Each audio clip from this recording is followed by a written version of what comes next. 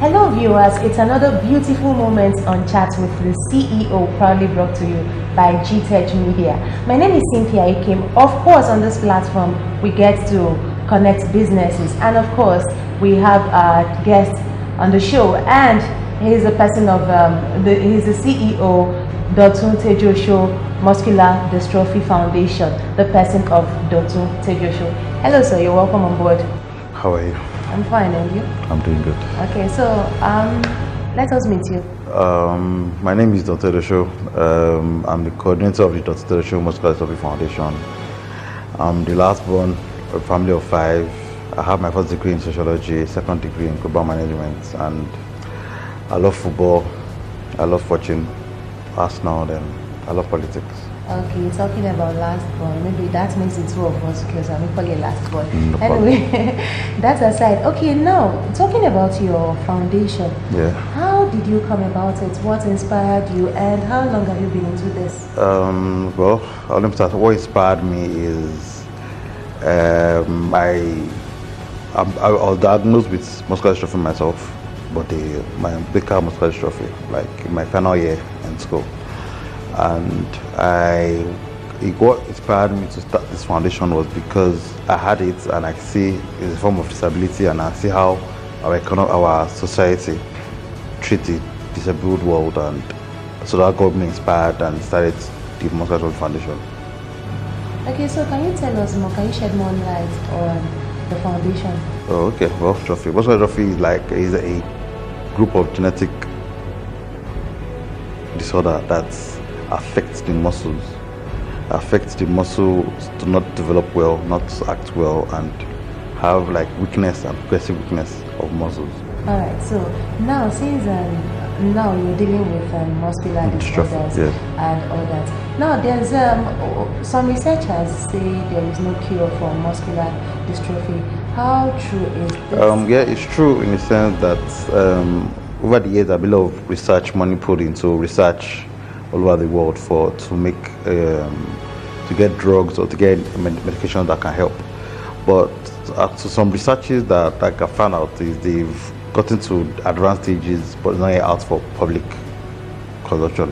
So it's true, actually there's no cure, but early detection can help you manage the progressive weakness of the muscles.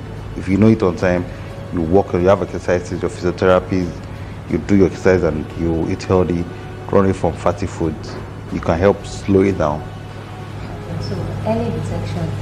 Okay, so as it is, how do you manage the causes? Like, how do you detect it? How do you manage the causes, the symptoms, and of course the effects? Okay, well, the causes is let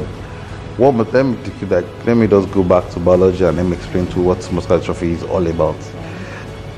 There is a gene in the body that helps, like when the gene is faulty or has a problem, and the gene is like the central system for all the cells in the body.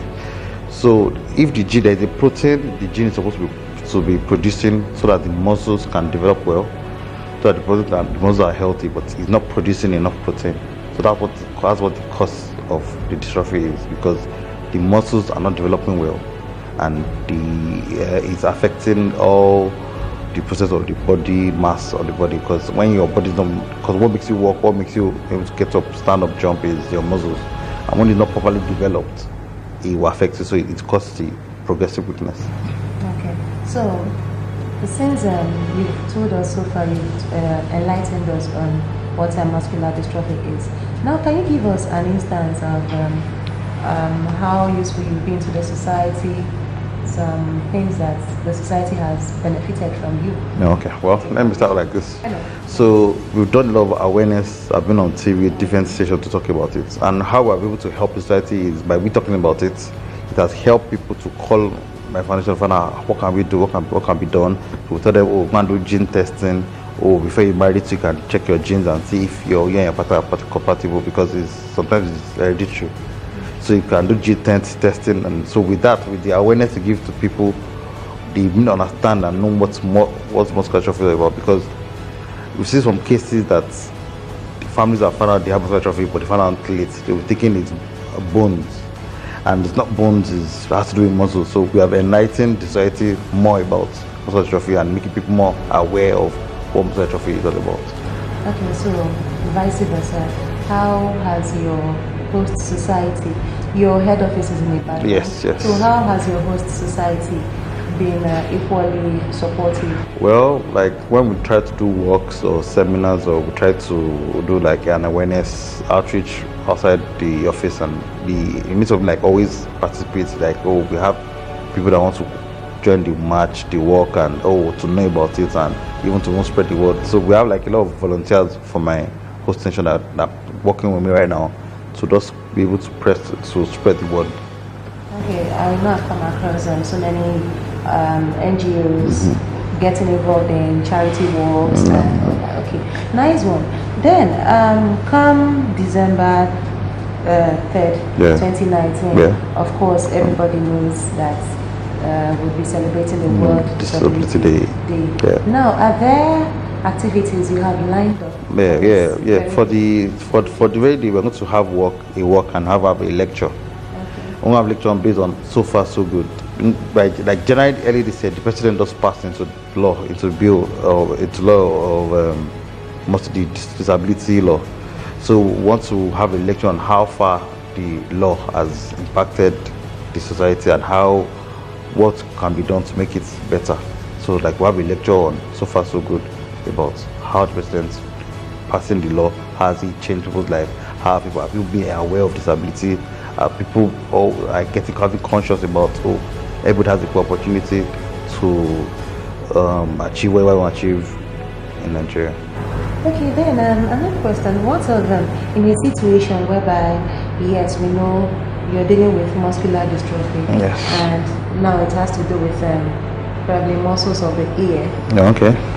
And we know very well that the deaf organization or whatever, the deaf school handles something like that because they have to teach you the sign language. And have you seen yourself accepting patients like that or persons that are affected like that?